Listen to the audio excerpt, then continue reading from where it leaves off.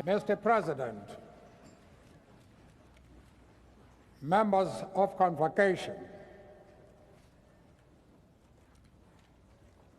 members of the university, distinguished guests, ladies and gentlemen, when I was in prison, a young lady who is now the principal of a leading university in South Africa came to see me. She did not beat about the bush. She said, if my father were still alive, she would have been 70. You are 70. And I came here to see how a man of 70 looks like. Now I am 80.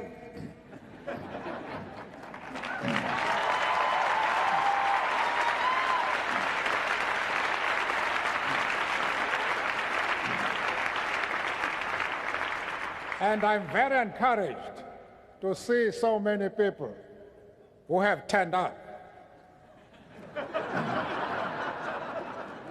But I'm not so sure whether many of you have not come here to see how a man of 80 looks like.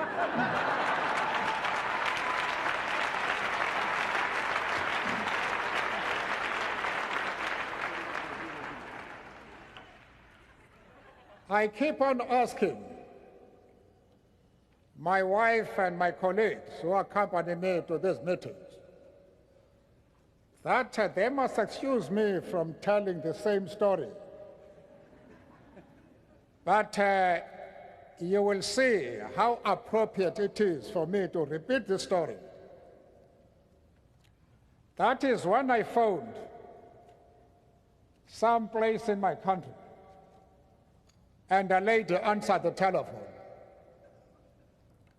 I then asked, to whom am I speaking?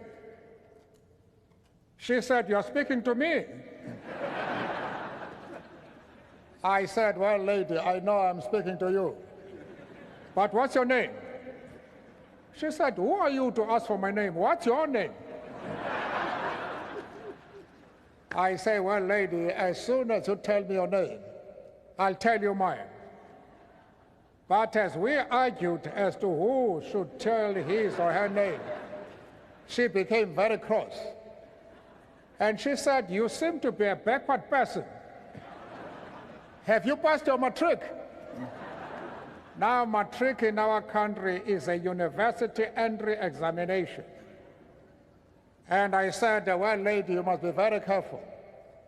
Because if the qualification to speak to you is the possession of a matric certificate, I might work hard and pass my matric and be in the same class as you are. That was treason. She said, you will never be in my class, and bang the telephone. How I wish she were here today.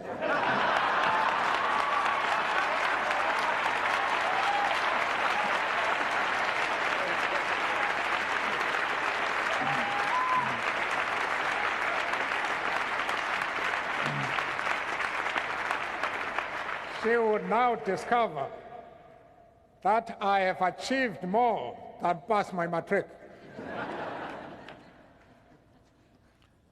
Ladies and gentlemen, this may very well be our last official visit to the United States before retiring from office next year. There could not be a more moving start to the visit than one which included being honored in this way by one of the great educational institutions of this nation and of the world.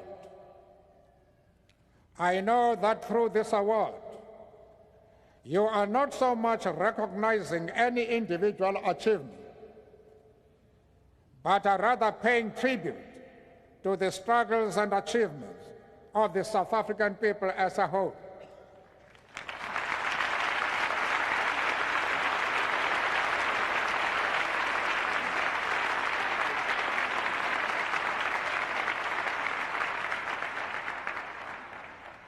I humbly accept the award in that spirit, while at the same time wishing you to know that we are not unaware of nor unmoved by the great compliment you pay us by conferring this degree at a specially convened convocation.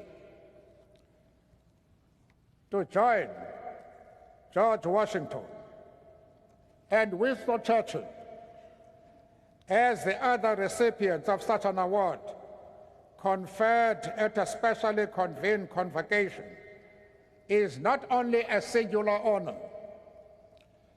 it also holds a great symbolic significance to the mind and to the future memory of this great American institution.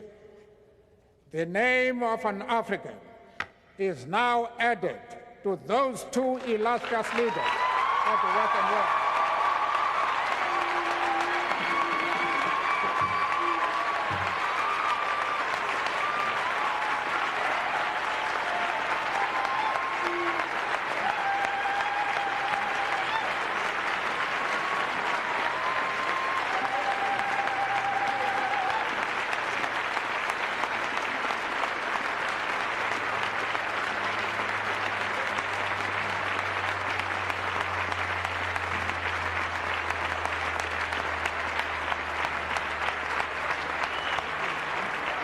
Thank you.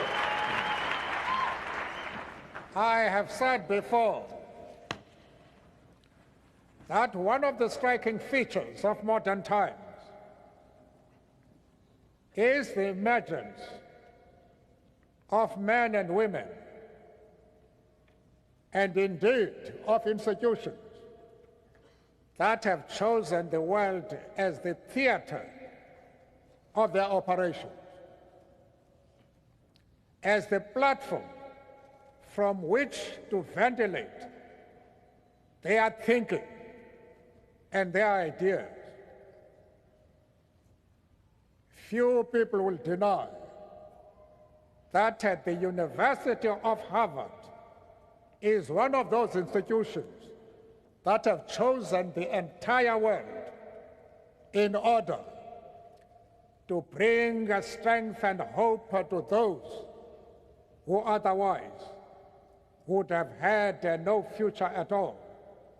And I wanted to congratulate this university for the sterling effort it has made in order to ensure that those who have been denied opportunities for decades can now share them.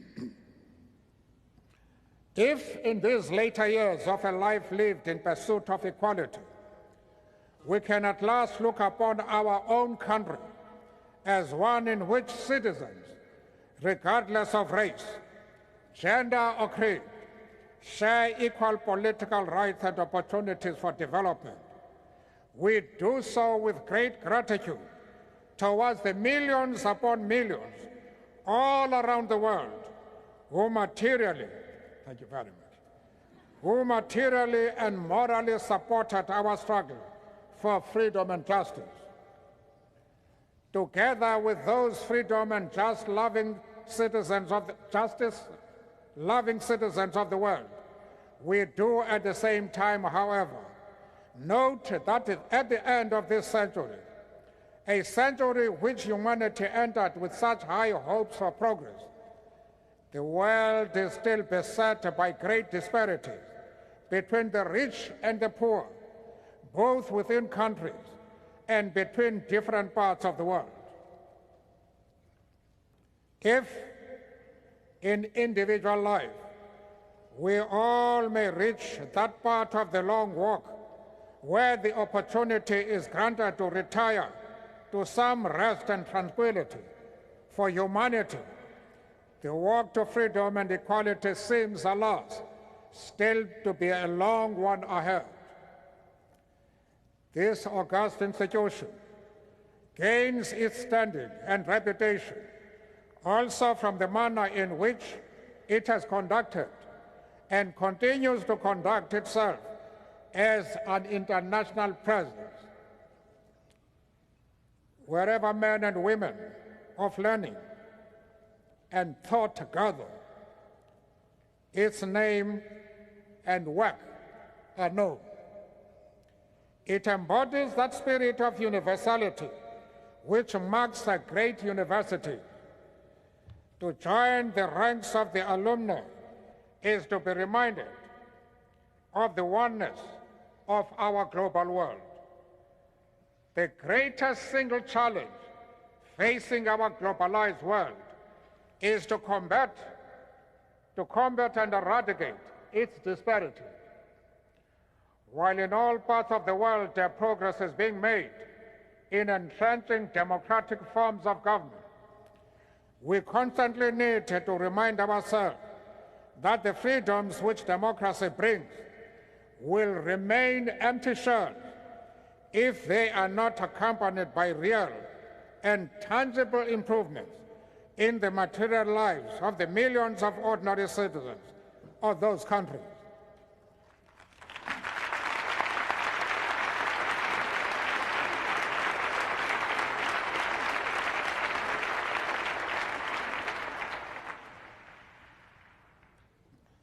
Where men and women and children go burdened with hunger, suffering from preventable diseases, languishing in ignorance and illiteracy, or finding themselves bereft of decent shelter, talk of democracy and freedom that does not recognize these material aspects can ring hollow and erode the confidence exactly in those values we seek to promote. Hence, our universal obligation towards the building of a world in which there shall be greater equality among nations and among citizens of nations. The disparity between the developed and developing world, between North and South, reflects itself also in the sphere of educational and intellectual resources. When in Africa we speak and dream of and work for a rebirth of that continent as a full participant in the affairs of the world in the next century, we are deeply conscious of how dependent that is on the mobilization and strengthening of the continent's resources of learning. The current world financial crisis also starkly reminds us that many of the concepts that guided our sense of how the world and its affairs are best ordered have suddenly been shown to be wanting. They are seen to have hidden real structural defects in the world economic system.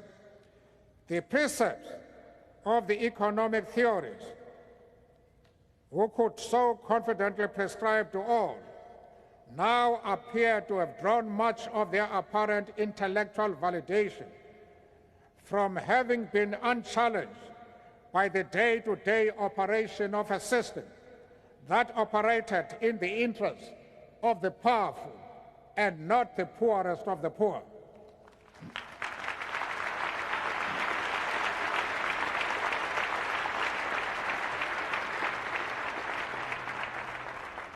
Not only does this crisis call for fundamental rethinking and reconceptualization on the part of the theorists of the North, it more particularly and urgently emphasizes the need for thinkers and intellectuals of the developing world to sharpen their skills and analysis and for a genuine partnership between those of the North and the South in helping shape a world order that answers to the shared and common needs of all the people, and not just the rich. This university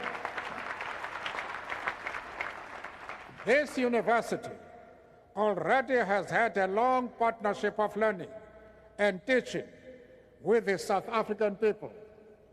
There are many names that one could mention of persons now holding office in government or institutions of civil society who spent a time at Harvard or benefited from programs conducted jointly with this institution.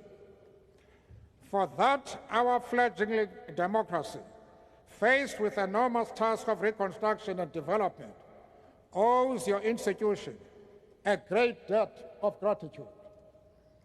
As South Africans play their role in helping to conceptualize and give content to the African Renaissance, we continue to draw upon the intellectual skills nurtured and honed here. The United States of America and democratic South Africa have, in the course of these last 4 years, built a relationship of mutual respect and cooperation. Each country, respecting the sovereignty of the other while cooperating as partners. As part of this relationship, the scholars who had the benefit of studying here returned better equipped to deal with the local challenges and problems as Africans. It is therefore a source of great encouragement and inspiration for us to learn about the Emerging Africa's Research Project, housed in the newly created Center for International Development at Harvard.